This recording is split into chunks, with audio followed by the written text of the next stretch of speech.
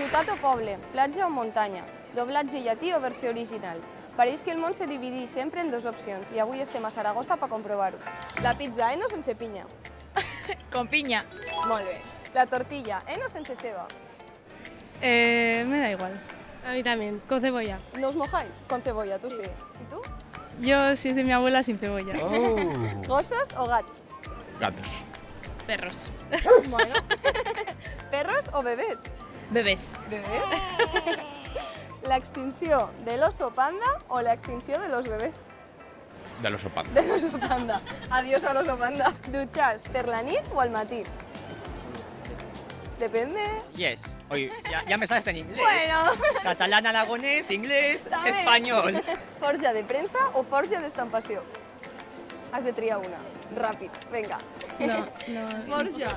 No entiendo. Forja de premsa o forja d'estampació? Tic-tac, tic-tac, tic-tac. De prensa. Lo mismo que ella, ¿no? Cagar, ¿a casa o al camp? No, a casa, A casa. Donde me pille. Donde me pille, ¿no? Tío, si me cago en el campo, pues cago en el campo. Jorge Puello o Cabra Fotuda? Jorge Puello, Jorge Jorge Puello. Puello. Molt bé. Jorge Puello o Cabra Fotuda?